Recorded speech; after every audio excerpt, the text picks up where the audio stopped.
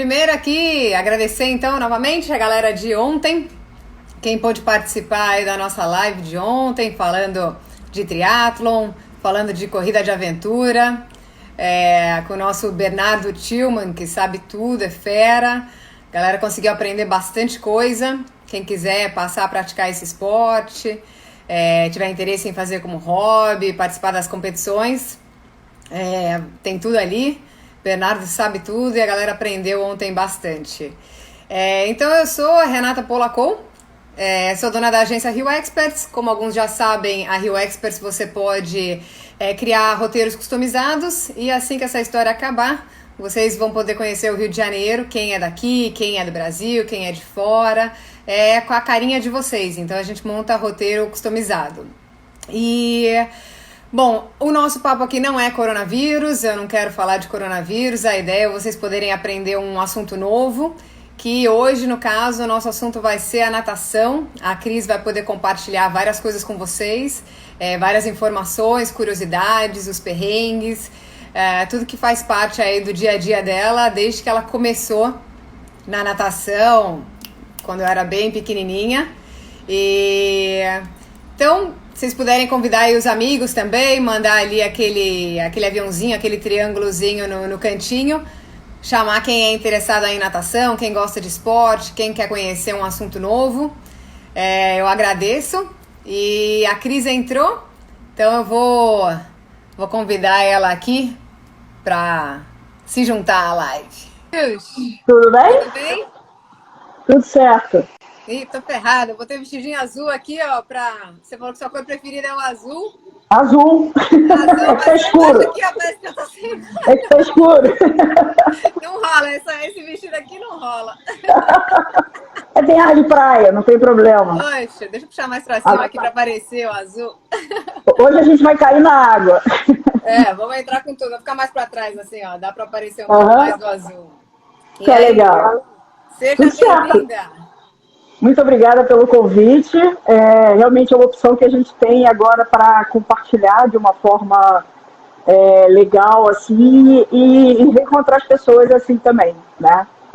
Obrigada pelo convite. O som tá legal? Tá dando para ouvir? Para mim tá bom. Eu consigo escutar. Eu também estou te escutando bem. Então tá bom. Então, assim, para a gente começar o nosso papo, o pessoal entender um pouco aí do seu universo, conta aí como é que começou a sua história, como é que começou essa trajetória nesse mundo da natação. Tá, vamos lá. A natação entrou, na verdade, antes de eu nascer, né? Porque o meu pai era professor de natação da minha mãe. Então, a minha mãe casou com o professor, né? Aprendeu a nadar até ali. Depois ela não sabe muito bem, não. Mas meu pai já fazia travessias aqui pelo Rio, ele era do exército paraquedista e professor de educação física também, né? Então foi aquela, eu fui a primeira filha, aí vem aquela história, né? Vai aprender a nadar antes de andar. Que nada, santo de casa não faz milagre. E eu fui aprender a nadar aos 7 anos, quando eu comecei a perturbar ele, que eu queria aprender a nadar e fui frequentar as aulas dele, né? Então demorou até, né? Demorou, né? Santo de casa não faz milagre, tô falando. E aí, na verdade, era uma necessidade porque desde cedo eu sempre tive... a gente ia pra praia, eu sempre morei no Rio de Janeiro, né? Morava na Tijuca quando era mais jovem, e nós íamos muito à praia, combinava com a família, assim, e eu ia direto pra água. Eu chegava na praia, eu ia direto pra água, que é um perigo, né? Então, meu pai adorava também, então ele ficava comigo lá, brincando lá no fundo, que a gente chamava. Mas, e mais tarde, depois com 7 anos, eu comecei a nadar, o que é até tarde para natação. Natação é um esporte que você começa cedo, né? E aí foi, né? Eu sempre gostei muito de esporte, sempre tive uma atividade física muito grande, gostava de tudo quanto era esporte, assistia, né? Mas a natação realmente foi o esporte que eu segui, né? E aí você começou a participar de provas, começou a entrar nesse mundo das provas com quantos anos? Eu demorei, porque o que acontece? Eu morava na Tijuca e aí eu fui frequentando alguns clubes e tal e terminei no clube municipal lá perto de casa. Mas eles tinham uma equipezinha pequenininha, não federada e tal. E aí comecei a participar de algumas competições amistosas, né, entre os clubes dali, né? E aí, realmente eu senti que eu queria mais. E o clube realmente não podia me oferecer. Eu cheguei a nadar umas 2 semanas do Flamengo, mas naquela época eu estava com 13 anos, era muito longe para mim. E pegar ônibus para ir para Gávea, da Tijuca e tal. E aí eu fui pro Tijuca Tênis Clube, né, que era mais perto lá de casa e já era uma estrutura, um clube federado, participava e tal. E aí comecei a nadar lá. Comecei, inclusive, com o professor Ricardo de Moura, depois passei com o Valdir, né? E aí fiquei 3 anos lá no Tijuca e aí senti que o Tijuca começou a crescer. O Tijuca é um clube muito bom, sempre foi, na base, né? Quando você chega mais velho assim, realmente o clube ele não consegue segurar os atletas mais velhos, mas na base o Tijuca sempre foi muito bom. E aí eu já era juvenil na época.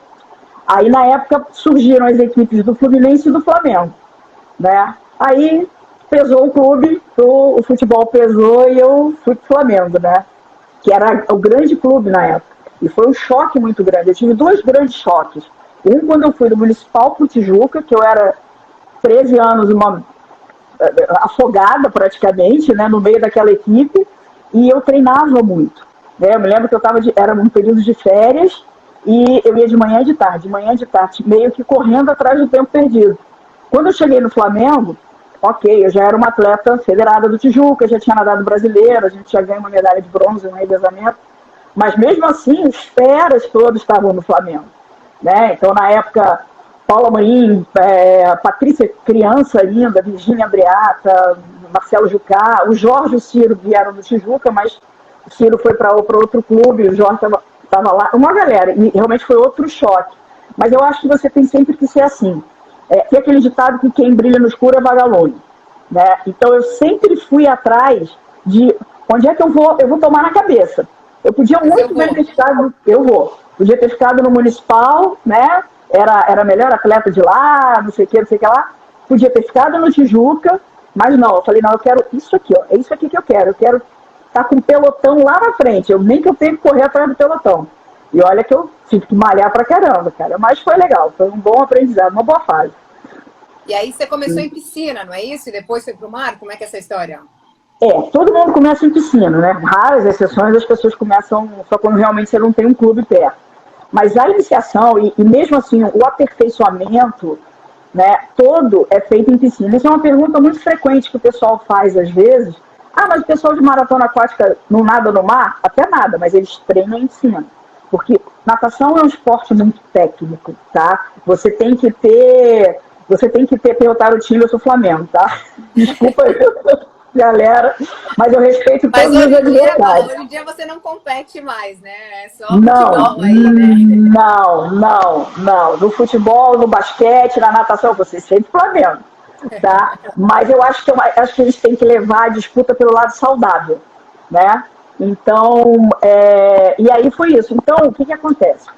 Eu sempre nadei piscina, todo início, a minha carreira foi feita na piscina, né? Só que eu tinha uma particularidade, eu nadava fundo. Fundo são as provas mais longas. Na piscina são as provas de 400 livre e no feminino 800 livre. Tem a prova de 1.500, mas agora ela vem sendo disputada pelas mulheres, antigamente era dos homens, né? Então, o que acontece? Aí eu nadava as provas de fundo, nadava 200 borboleta também, que é uma prova pesada, e sempre treinando muito. Só que assim, morava no Rio de Janeiro, né? Sempre morei a minha vida inteira, né? Apesar de morar na Tijuca, nadava no Flamengo, e comecei a trabalhar depois no Flamengo, né? Em 86 eu comecei a trabalhar. Eu fui pro Flamengo em 82. Eu sou laureada do clube até hoje. Então não teria frescura de não ir à piscina, porque eu tenho uma piscina à minha disposição lá. Aliás, fantástico que está o Parque Aquático do Flamengo. Fazendo propaganda de lá. Não, mas olha só, para quem nada, tá com 2 piscinas muito boas, né? O Rio de Janeiro tem algumas instalações muito legais. A gente tem bastante piscina de 50 metros. Passado aí, vamos para a água de novo. E aí eu treinava. E como eu era nadadora de fundo, eu gostava de nadar na praia, sempre gostei, né, desde criancinha. E aqui tinha aquelas travessias, né, que na época, a gente está falando aí, a minha primeira travessia foi uma Flamengo Urca, tradicional Flamengo Urca, que saía ali do restaurante rios, antigos rios, né, que agora é Assador, né, e chegava na praia de dentro da Urca. Era uma travessia tradicional, comemorativa ao Dia do Soldado, né, organizada pelo Exército. Era a única prova que tinha todo ano. Né, era uma prova de 1.800 metros, muito popular aqui no Rio de Janeiro. Né, e aí eu nadava. Não, ela acabou. Na verdade, essa prova ela é a precursora da Travessia dos Fortes. Né? Porque o Exército sempre organizou essa prova ali, e aí depois foi para Copacabana, virou Travessia dos Fortes. Até porque aquela área ali não é sempre que dá para nadar, né? Hoje em dia tá meio difícil nadar ali. Né? Nadadores de maratona aquática, a gente tem esse problema, né? A gente está dentro do... Eu acho que eu sou imune à hepatite, não é possível. Eu já peguei umas roubadas aí. Mas aí eu comecei a nadar essas provas, só essa Flamengo Urca, ao longo da minha vida eu nadei 16 vezes, né? Tinha todo ano, e eu gostava disso. E eu me dava bem, porque eu nadava piscina, né? Naquela época, poucas pessoas nadavam, não era que nem um rei do mar hoje, né? Se bem que um tempo atrás tiveram umas provas com bastante gente. E hoje tem mais equipes, né? Assim, tem mais treino, né? Tem mais opção das pessoas entrarem, aprenderem, né? Do que antigamente. Sim, mudou completamente esse mercado. Tem até uma pergunta aí de diferença aí de natação, depois eu respondo. Antigamente não tinha. Antigamente não tinha isso. Essas assessorias que estão hoje ao longo de toda a orla, que eu acho o máximo isso, né? Muito legal. E é bem bacana, porque você pode até... a maioria das pessoas frequenta um clube, uma piscina, mas nadar no mar é diferente. Tá? Principalmente hoje que você tem a roupa, então já facilita bem também, né? E você tem a chance aqui de nadar no mar, né? Porque quando eu morava em São Paulo, a única opção que a gente tinha era a piscina, né? Então aqui pelo menos a gente tem mais de uma opção, né? Não, eu tenho um amigo que a gente trabalhava junto, eu saía da praia ali do Leblon, tomava um banho no Flamengo e ia pro trabalho. Desculpa aí, eu tô indo pro trabalho, tô passando aqui pela orla. E ele era paulista, né? Tá legal, carioca. E por aí vai. Aquela disputa saudável também, né? E foi curioso, assim, que você comentou daquela questão de equipamentos, né? Como é que você ia nadar na sua época? Era só um óculos? E hoje em dia? Gente, quando eu comecei, eu cheguei no Tijuca, eu mal usava... A Renata tá toda equipada. Eu mal usava óculos. Óculos era, assim, um artigo de luxo. Né, naquela estilo bolha e tal. Hoje em dia você tem 5 milhões de modelos de óculos, 5 milhões de modelos de touca. E o atleta ele chega para nadar, principalmente de piscina, né, o da praia nem tanto, mas o atleta mesmo de maratona aquática, quando chega na piscina, com uma bolsa de treino, né? Pé de pato grande, pé de pato menor, palmar 1, palmar 2, óculos, snorkel, máscara, paraquedas, brucutu e lá vai. Até spray, né, para não... além o antifog. Também. Exatamente. Exatamente. Isso daí ajuda, né? A Soraya está lembrando ali dos deficientes físicos. Pode deixar que a gente vai falar deles depois. Deficientes visuais. Tem umas histórias aí. E aí, quais foram as competições aí que você participou? Tá. Aí quando eu entrei pro... Você participou de várias, mas quais são umas assim que dá para compartilhar? Tá. Existiu a carreira em piscina, né? E eu tive a felicidade de ser atleta do Flamengo na época que a equipe ganhava o Troféu Brasil um dia de antecedência. Para você ter noção, eu me lembro de uma competição dessas que a gente fazia uma disputa entre os quartos, né? Quem é que tem mais medalha? Né? Porque o atleta de competição ele está sempre competindo. A gente já ganhou a competição, vamos embora, vamos manter a competição. Apesar de ser um esporte individual. Né? E a vantagem da natação é que, ter o pessoal que está pendurado assistindo também, né? Agradecer a presença, amizade que você leva a vida inteira. E de frequentar a casa, né? De conhecer pai, mãe, chamar de tio, tia, essas coisas todas.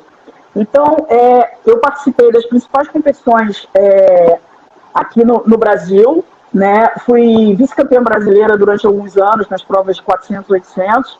Nadava com a Patrícia Morim, que era nadadora de fundo também. E aí cheguei a nadar campeonato sul-americano e campeonato mundial, em 1986, em Madrid, né, pela Campeonato Mundial mesmo, né, a prova de 400 e 800. E aí, na próxima edição, na edição seguinte do Campeonato Mundial, eu já tinha feito a minha transição. Eu nadei 86 Madrid, piscina, e aí o próximo Mundial foi em 91 na Austrália, eu já nadei águas abertas, né? Que na época era uma prova de 25 quilômetros, né? Porque aí depois até o ano 90, até 91, eu me mantive competitiva em piscina. Aí eu cheguei para o meu técnico, que era o Dalteli Guimarães, né? Falei, Dalti, eu quero águas abertas. Mas aqui no Brasil não tinha muito. Eu já tinha nadado as principais provas que tinha aqui no Brasil, mas eu queria as provas grandes lá fora, né? Então, e aí eu nadei o Mundial, fui 14ª no Mundial, foi a primeira vez que teve. E aí comecei, Capri, Nápoles, 92 eu passei 2 meses fora do Brasil nadando, foram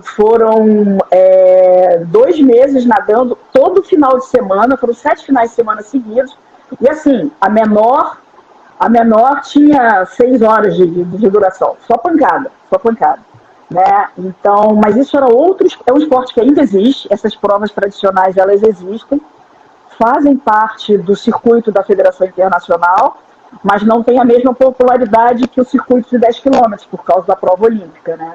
Então, eu praticamente, com exceção de Campeonato Pan-Americano e Jogos Olímpicos, eu participei de grandes competições, Universidade também, então foi bem legal isso.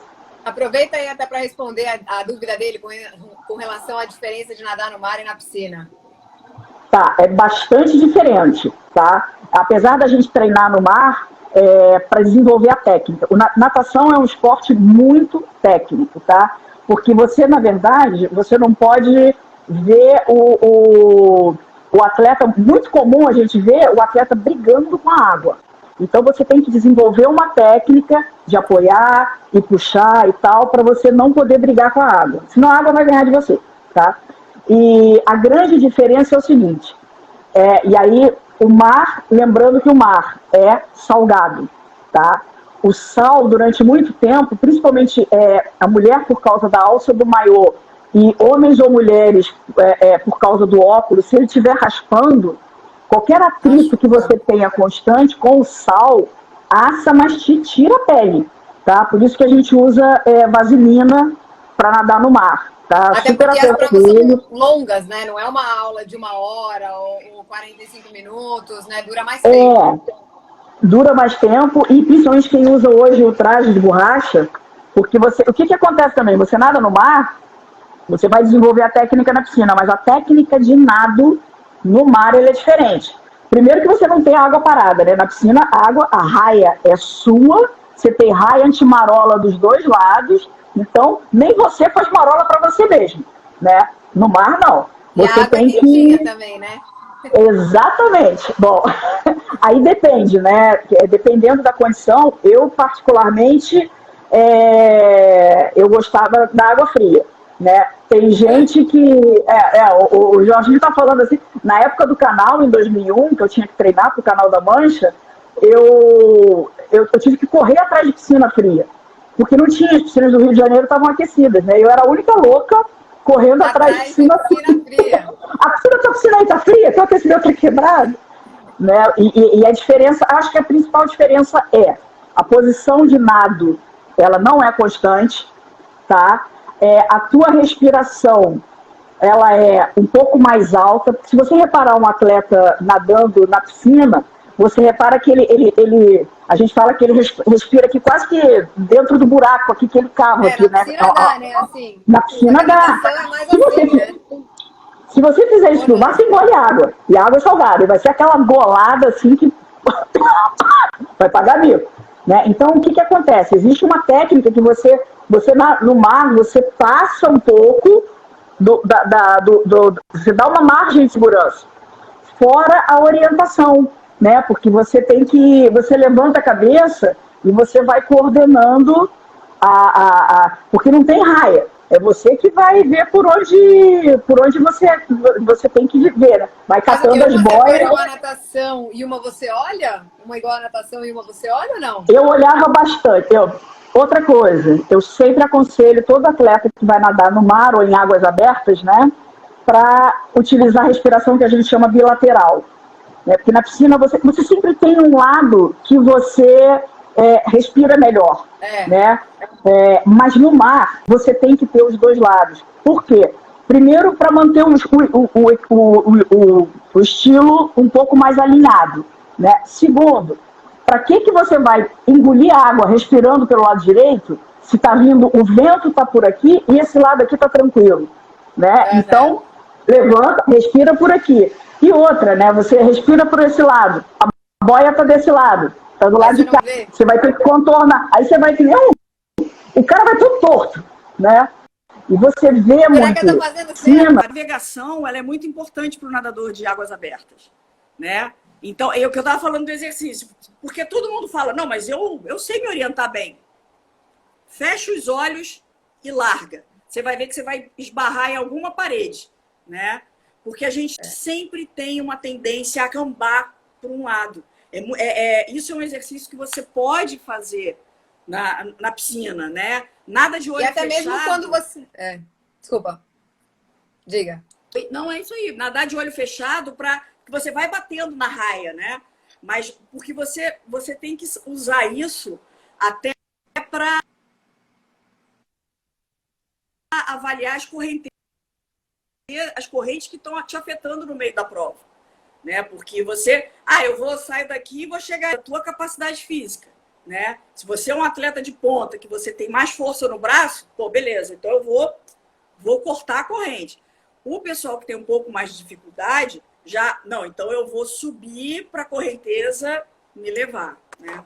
E aí vai. Até na natação, quando eu faço de costas, já é mais complicado, porque você tá de costas, você tem o céu ali, né? E aí você acaba encostando ali na lateral, você fala, meu Deus, então isso já complica. Antigamente a gente conhecia os nadadores de costas porque eles tinham a palma da mão toda pecada aqui da raia. De bater também na raia. Entendi. Você olha o nadador, ele tinha marquinha na mão, nadava costas. E perguntaram se dá para ouvir música aí nadando. Conhece alguns recursos para nadar ouvindo música? Olha, eu já tentei, tá? Mas aí é uma opção minha. Primeiro que eu não sei se na piscina tem um problema, que é a virada. A cada vez que você vira e dá impulsão na borda, o aparelhinho pode sair do lugar. Aí você vai falar, mas no mar não tem virada, né? Só que no mar, eu sempre me acostumei a não usar tampão de ouvido. Porque quando eu treinava, eu sempre usava a audição como um fator de segurança. Vocês vão sempre me ver falando de segurança, né? Então, para treinar, touca de cor viva, para você ser visto no mar, né? E audição liberada, que é para você ouvir um barco, um jet ski, alguém gritando, alguma coisa. Então, tô sempre Por isso que eu nunca investi muito nisso daí, não. Eu até correndo, assim, se eu tô pedalando, eu só ponho um fone também, porque se tiver algum problema, alguma coisa, eu consigo escutar com o outro lado, assim. Eu até digo que eu vou ficar assim quando eu for velha. Como é que é? Porque eu escuto música só desse lado aqui, então... E qual foi a prova mais longa que você já fez, assim? Qual foi o maior desafio? Oficialmente foi a Travessia Hernandárias Paraná, que era uma prova de 88 quilômetros na Argentina, né? E inclusive eu achei um mapa aqui, deixa eu ver aqui, tá velho, porque é de 1995. Bobear, tem gente aí que não era nascida. Eu já era. Isso aqui era um mapa. Isso aqui era um mapa da prova, tá vendo? Então você vinha vindo, descia o rio, e aí tinha os pontos de checagem, e a chegada era aqui embaixo. Nossa. Entendeu? Então, maratona aquática, isso aqui é raiz, né? Não é Nutella. Até então, tem as opções, vamos dizer, você tem a piscina, você tem o mar, você tem o rio, você tem o canal, tem outros aí. Basicamente, a gente divide. O Harry fez 2 perguntas, com relação a levantar a cabeça. Eu, a cada 6, como eu respiro a cada 3, de um lado e do outro, a cada 6 braçadas eu não levantava, mas eu já botava, eu fazia uma uma olhada assim. Se não, deixava indo. E essa prova de 88 eu nadei 2 vezes e as 2 vezes para 10 horas e 28. Nossa, que rápido! É porque essa prova era descendo o rio. Então tinha um trecho. Ajuda um pouquinho, né? Ajuda. Você parava para alongar o copinho que você bebeu água te passava, né? Desculpa aí o pessoal da sustentabilidade, mas a gente. E aí você perguntou dos tipos de prova, né? Na verdade, a gente divide basicamente em águas abertas e piscina, né? Só que águas abertas, além da questão da distância, das características água doce, água salgada, água salobra, a temperatura da água, e você tem também a diferença de nadar no mar, nadar numa represa, nadar num rio, né? Aí você vai falar, no rio é mole, descendo o rio mas e se o organizador fizer a prova rio acima, você vai ter que botar braço, né? Então, as diferenças por causa da água, né? E da tua visibilidade também, se bem que tem lagoas que são calminhas, mas que quando bate um vento, né? Lagoa de Araruama ali, bate sudoeste ali, teve uma prova que foi cancelada também. Não dava para isso tudo, não. Né? E por aí vai. Você comentou. Vou falar alguma coisa? Não, pode ir.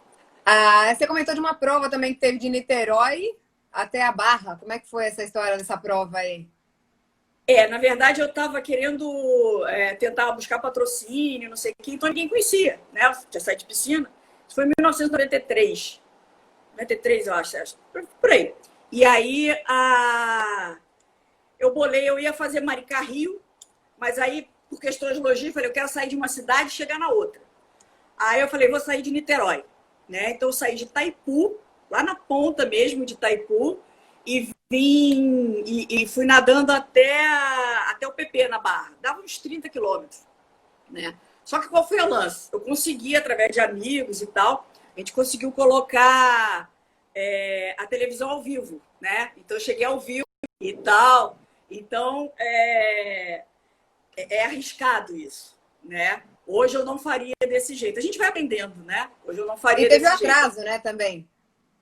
Porque a Globo ia fazer a largada, a chegada e os 2 flashes. Só que a equipe da Globo atrasou. Na época era até o Marcos Uchoa, porque era lá em Itaipu, né? Antigamente não tinha essa comunicação toda estrada, túnel até lá. Então, eles atrasaram meia hora. Aí eu dei a entrevista rapidinho e já caí na água, já saí em quinta, né? Então, tinha um pessoal do Clube de Regatas Icaraí, os atletas master, foram ficando para trás, eu já saí engrenada, né? Agora só me para lá na Barra, porque é uma reta, né? Se você olhar de Itaipu, é uma reta, vira direita no Costa Brava, ali. E tem a questão foi bem da maré legal também, que afeta, né? A questão da meia hora, né? Já afeta muda a sua prova. Muda que ele pode inviabilizar você chegar na prova, né? Naquela época a gente não tinha Google Earth, essas coisas assim, né? E nem GPS, né? Então o lance era mesmo na carta náutica, né? E vai nadando. Mas foi bem legal. O pessoal estava esperando botar uma faixa na chegada, né? E na época tinha um celular no meu barco, de um amigo, né? O celular tinha acabado de chegar, era caro, para manter a comunicação com a chegada, né? Porque deu barco, não dá para ver. Aí chegamos, tinha um pessoal de canoagem lá esperando também, porque teve chamada, né?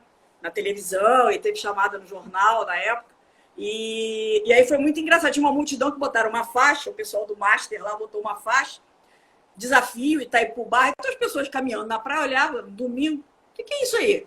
Não, é uma nadadora que veio. A gente vai vir aí, vai estar aí na chegada. Só que quando todo mundo esperando, né? Sai uma pequenininha, eu não tenho 1,60 m de altura, né? E tinham lá, tudo armado lá, o pessoal esperando. Mas foi bem legal, né? Foi bem legal. A Giovana estava com você, falou aí, ó. A Giovana abriu o funil na areia. Exatamente. Para quem conhece a Giovana, quando eu cheguei de funil, o pessoal afastado ali. O cara da Globo lá. Sai da frente!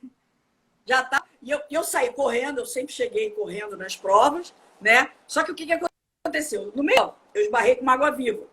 E a água-viva me queimou no olho, né? Nossa. Ou seja, eu senti que o meu olho estava inchado. Falei, pô, mas televisão tá ali, cara. Eu vim nadando de Niterói, agora não tem jeito, eu tenho que. Aí tirei o óculos, eu abaixei a cabeça, assim, fiquei meio assim, né? Eu parecia um boxer, né? Mas E sorrindo, né? Porque, na verdade, quando você chega, é uma coisa muito engraçada, porque você tá. Tem as endorfinas ali, né? Então você chega. Mas vem cá, você tá falando normal? Tô falando normal. Mas você veio nadando. Treino serve para isso também, né? Então, quanto tempo foi? Ele está perguntando, Itaipu a Barra. Ali era dia 1º de maio. Eu falei que eu ia nadar 8 horas, dia do trabalho, né? Como a gente pegou uma coisa. Ela tá falando que seu rosto estava desfigurado, não inchado. Exatamente. Tava bem feio, tava bem feio. E aí eu falei, dia do trabalho, vou nadar 8 horas, dava quase uns 30 quilômetros.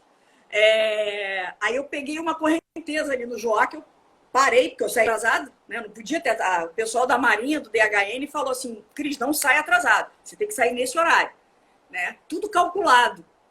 E aí cheguei ali no Joá, nadava, e a pilastra ali, né? Nadava, nada disso aí. Aí saí, ou seja, nadei para 8 horas e 13 minutos, errei por 13 minutos.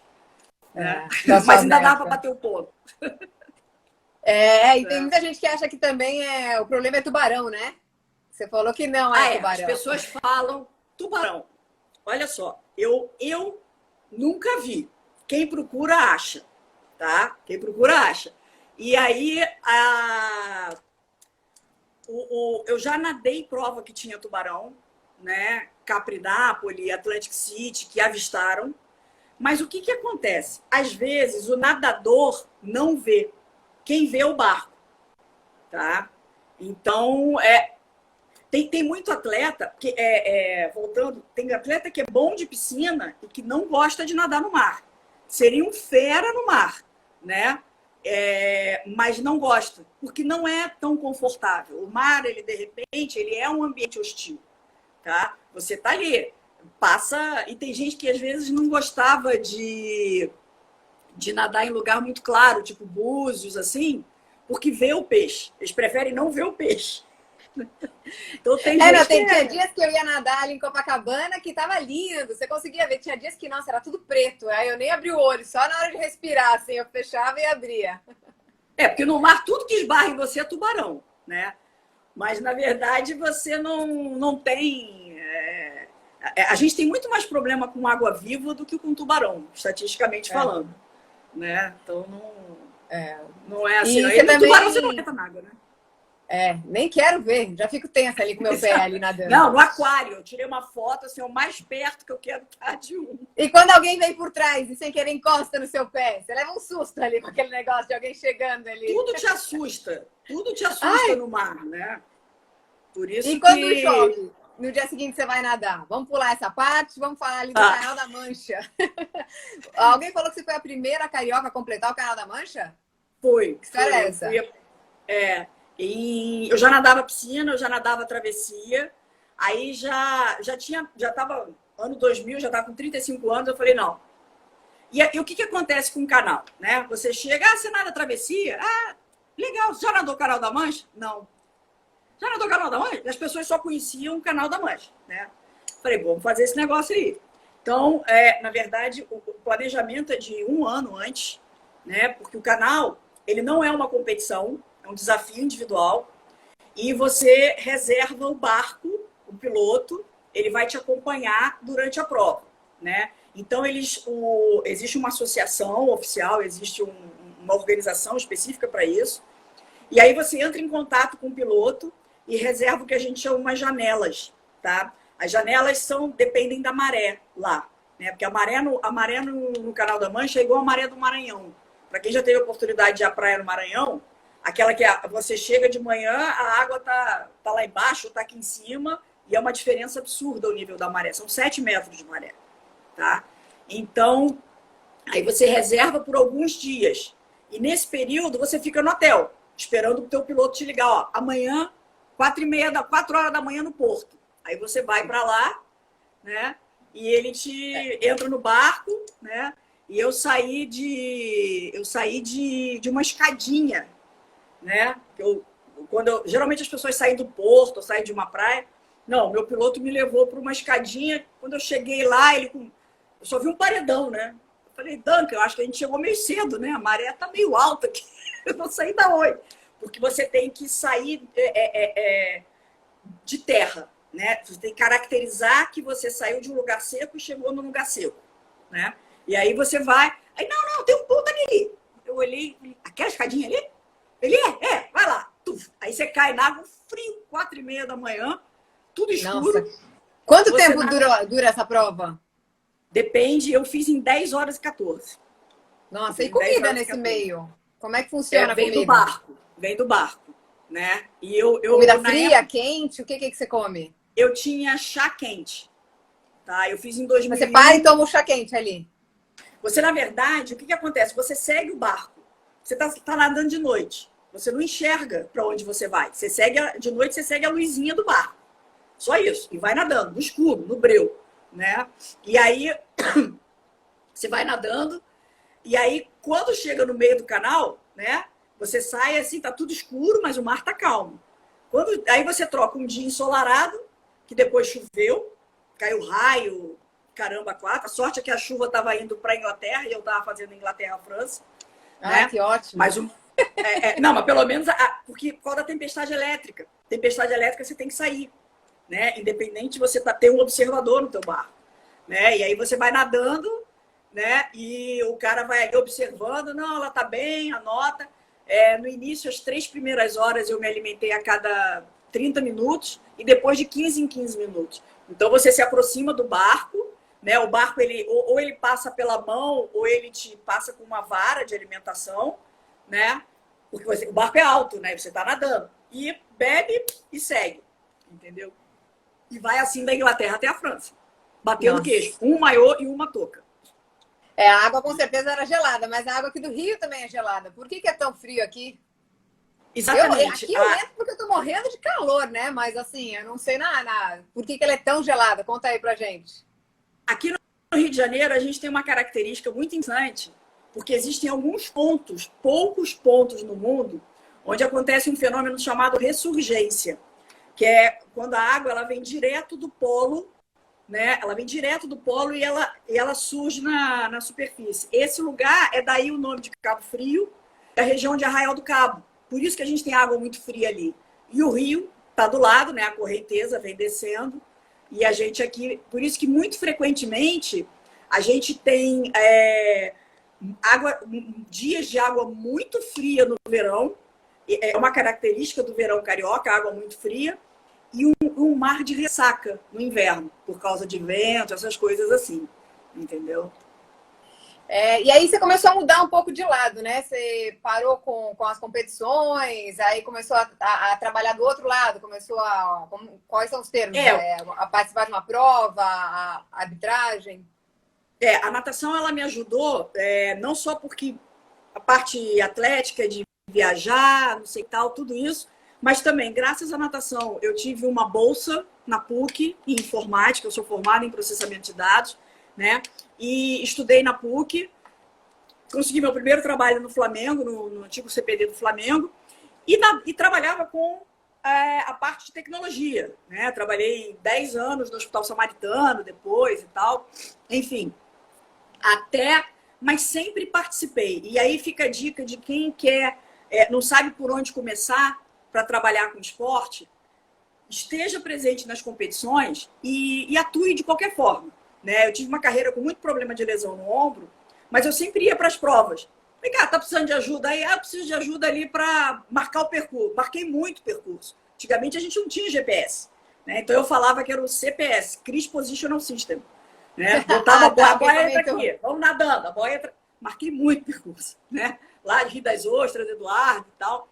Então, isso foi me dando uma bagagem muito grande. E quando eu nadava essas provas maiores, não tinha confederação por trás, né? Era um esporte independente. Então, eu que organizava minhas viagens e tal. E eu conhecia, na época, o presidente da confederação, que foi diretor do Fluminense, né? E a filha nadava comigo e tal. E ele falou assim, quando a maratona aquática entrou no programa dos Jogos Olímpicos, em outubro de 2005, o Guaraci chegou numa competição, né? Eu fui lá nadar como master, né? Aí ele deu a medalha assim e falou assim, passa na confederação segunda-feira. Quero falar com você. Né? Eu falei, pois não, presidente. Então, ele, não, eu quero que você tome conta das maratonas aí. Né? Então, beleza, já tinha, mas era uma coisa assim, não era do programa olímpico. Então, era um esporte meio que a cada 2 anos era deixado de lado, né? Então, e aí eu comecei. Mas isso, em dezembro de 2005, era uma época que ainda dava para você cair de paraquedas, que foi como eu caí. Cheia de boas intenções, né? Mas, e fui aprendendo. Né? E a gente pegou a época que o Rio pegou os Jogos Pan-Americanos, a sede dos Jogos Pan-Americanos, entrou na candidatura dos Jogos Olímpicos e ganhou a sede dos Jogos Olímpicos. Então, eu me sinto uma privilegiada de estar presente no lugar que eu gostaria de estar. Né? De ter tido a oportunidade, você também participou da organização dos Jogos Olímpicos, você sabe a importância que tem isso, né? Foi muito legal participar e acabou que a gente se conheceu lá, né, Cris? Não, quanta gente a gente conheceu, né? Tem um pessoal aí assistindo a live também. Tem, o pessoal aí pessoal que passou perrengue lá com a balsa. A Mari aí também, eu participei do test event lá de vocês, então foi legal. Eu indo de bicicleta de madrugada, saindo do Leme para ir ajudar lá a prova, foi muito bacana. Ali a gente já rolava, quem tivesse, vem aqui, vem ajudar aqui. Né? Mas isso foi muito legal, porque foi uma experiência fantástica. Hoje em dia, gestão de eventos é uma coisa seríssima, né? E a dica que eu dou é assim, porque o que acontece? Isso me deu uma visão da prova, porque não adianta você ser atleta só. Às vezes vem um atleta, pode, mas se enxuga primeiro que você ainda está cheirando a cloro, né? Porque você tem que ser... O atleta, ele pensa no atleta, né? No rendimento e tal. E quando você entra nessa parte, eu fui supervisora da confederação. Você tem que pensar na seleção, você tem que pensar na entrega dos jogos, o que vai acontecer. O buraco é bem mais embaixo. Mas é muito legal isso também, né? E foi uma oportunidade muito boa. E quando você está lá daquele lado, eu imagino que as provas são muito longas, então tem gente que não aguenta, que vai ficar lá no final, você tem que ficar atento para ver se a pessoa não passou mal, para resgatar. Então, tem a questão de quem está no começo, quem está no final, no meio. Exatamente. Eu tive a oportunidade também de atuar durante muito tempo como árbitra. Eu sou árbitra internacional, eu ministro o curso de certificação internacional pela Federação Internacional. E exatamente isso. Quando você é o árbitro, você se preocupa, claro, com a disputa da prova, com o resultado, né, para manter ali a regra, o fair play, tudo certinho. Chegou, vamos lá para trás, porque do meio para trás é que acontecem os problemas. Né? É o pessoal que está um pouco mais cansado, não está tão preparado. E aí, de história, precisa de 3 lives. Só para você ter uma ideia, e aí, já falando do pessoal deficiente físico, né? Teve uma prova aqui na Praia Vermelha, que teve organização também do IBC, do Benjamin Constant, e tinham alguns atletas deficientes visuais, né? Primeira vez que eu me via com um atleta deficiente visual, eu tomei um susto, né? O professor Ramon me chegou com 5 atletas lá em Rio das Ostras. Falei, a gente não tem estrutura para isso. Não, pode deixar, mas eles estão acompanhados, tem o guia, né? Porque o deficiente visual, ele nada ao lado do guia, né? E a touca é de cor diferente ou não? A prova dava uma touca pro atleta. Eu falei, eu posso colocar uma cor diferente no atleta? Porque se eu do barco, era árbitra, do barco, se eu olhar aquela touca... O atleta com a touca daquela cor tem que ter uma touca do lado. Senão eu vou para lá. Cego não é cego, né? Exatamente. Né? Então, isso foi a minha primeira... Eu tomei um susto, mas o pessoal... O Ramon veio com uma equipe experiente também, então, no final deu tudo certo. E aí, essa outra oportunidade foi anos depois, ali na Praia Vermelha, que a gente estava fazendo essa prova, então você saía da Praia Vermelha, ia para o lado direito, contornava uma boia, ia para o lado esquerdo, contornava outra boia e voltava. E eu estava na segunda boia, de árbitra. Aí veio um atleta nadando bem, tal. Aí ele não estava indo para a boia, ele estava indo antes da boia, né? Aí eu pipipi, com apito, né? Pipipi, levanta a cabeça, ele vem para a boia, contorna. Aí eu me debruço no barco e falei assim, daqui você já está vendo a chegada? Aí o menino olhou para mim assim, perdi meu guia. Hã? Ele era cego.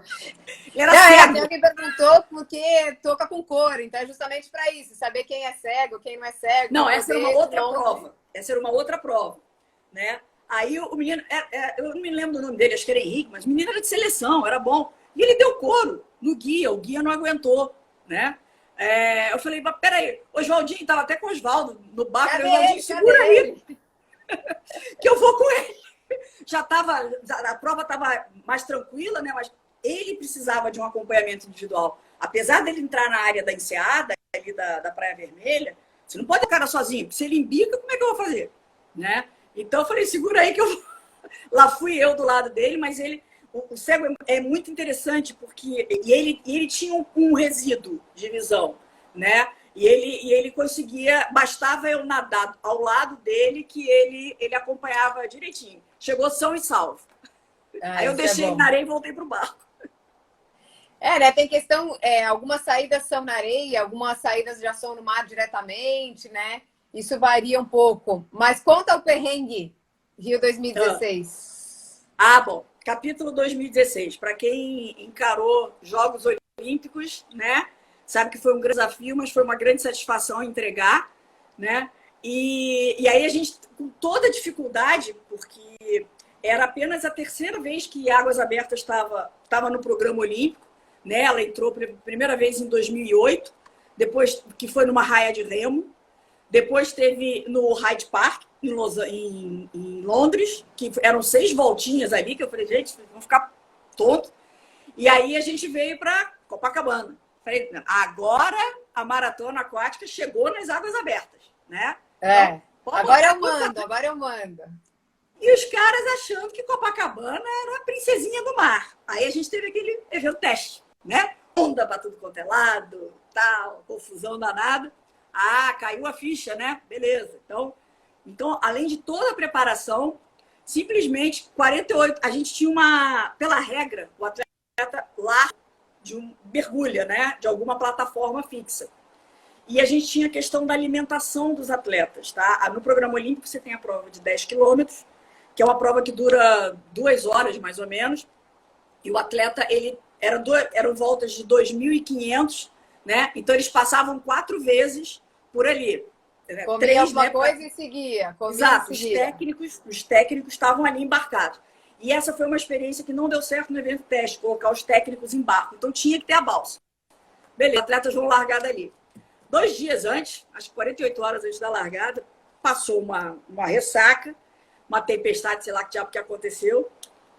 Cris, a balsa partiu em 3, está afundando. Eu falei, bem que eu estava vendo ali de noite, né, um movimento. Algo sumindo. Resumo da ópera. A balsa, a nossa sorte é que a parte que tinha o banheiro químico e o gerador ficava presa num barco, né, por questões de segurança. Era toda uma estrutura gigantesca. A balsa tinha 20 por 30, sei lá, era grande, né? Um trambolho lá. E aí, essa parte não afundou e as outras 2 partes, uma encalhou ali no posto 5 e a outra a gente quase fez um strike lá na Megastore. Ela foi encalhar lá na Megastore. Nossa! Né? No dia seguinte de manhã, quando veio a luz do sol, né, que a gente foi ver o estrago. E aí? Gente, tem que cancelar o treino, porque a balsa ela tinha um monte de madeira no deck. Aquela madeira estava tudo boiando, estava perigoso, né? E, enfim, foi uma confusão danada. E aí a Federação Internacional, mas e aí? Eu falei assim... Aí juntamos com o pessoal, dá para arrumar outra? O pessoal de VED, se virando, os contractors lá, tudo. Dá. Falei, Federação Internacional, não se preocupe, nós vamos colocar uma balsa. Mas vocês têm outra balsa? Eu falei, já viu Réveillon do Rio de Janeiro? Aqueles fogos todos? Balsa é a nossa especialidade. Vambora. Se vira agora. Então, foram lá, não sei o quê, e todo mundo junto para entregar. Né? A gente mudou o percurso, os atletas saíram da areia, ali, entraram na água pela areia, alinharam, mas os técnicos, né, ficaram na balsa ali e ainda saímos com uma medalha, né? Então, o Brasil ainda saiu com uma medalha. Foi uma experiência muito legal, mas o pessoal da vela tem tem um ditado que eu acho muito bacana, que é mar de calmaria nunca fez bom marinheiro, né? E naquela hora toda a equipe foi posta à prova, né? E todo mundo, cada um já estava treinado para cada um tomar suas decisões localmente na mesma linha de raciocínio. Foi bem legal. Sobrevivendo foi bem legal. Entregaram, né? Cada um com seus problemas. Eu lá com o velódromo, a pista, atrás, aquele maldito velódromo. E também tem uma questão da chegada, né? Tem umas chegadas que são na água, dificulta para você visualizar a pessoa chegando, tem chegadas na areia, não é isso? Pela Federação Internacional, se você vai fazer Jogos Olímpicos ou uma competição internacional, pela regra, né, você tem que tocar numa placa, tá? Porque é uma prova de natação. Então você tem que largar nadando e chegar nadando. Você não pode ter aquela corridinha que tem no Rei do Mar, no X-Terra, essas coisinhas assim. E os outros eventos comerciais, Maratona Aquática Sem Fronteira, que você chega, sai correndo. Isso daí é uma conveniência, porque você tem que ter o resultado. Acima de tudo, você tem que ter o resultado. Dentro da regra, tocou na placa. A chegada é na placa. Se você não tocou, desclassificado, né? Então, essa é a grande... né? E agora, você pode fazer uma chegada, você pode ter uma prova com volta, que para você ter um controle efetivo das voltas, você bota um ponto, o atleta sai e volta. Nadador não gosta muito de sair da água, né? Nadador não... O triatleta já gosta, né? O triatleta já gosta. Mas o legal da coisa tá aí, né? Bom, faltam 5 minutinhos só, passou rápido aqui o tempo. Comenta aí de alguns atletas históricos, alguns nomes que você gosta ou que você tem orgulho, assim, desses atletas. Eu tive a minha época de piscina, depois tive a minha época de maratona aquática, né? Mas eu acho que a gente, como brasileiro, não tem como deixar de elogiar os bons resultados que os atletas brasileiros começaram a obter depois que o esporte entrou no programa olímpico, né? Porque eu tive a oportunidade de participar também desse projeto, foi muito legal, porque eu me lembro que quando eu entrei para a confederação, no primeiro ano eu conheci todos os advogados da confederação, porque nós mudamos os critérios de convocação, né? Porque a coisa era informal, né? A partir de agora, não apenas tinha Jogos Olímpicos, mas tinha Jogos Pan-Americanos no Rio de Janeiro, né? E em 2006 nós mudamos os critérios, foi minha primeira temporada, e o grande legal disso é que esse ano apareceram Poliana Kimoto, Ana Marcela Cunha e Alan do Carmo, né?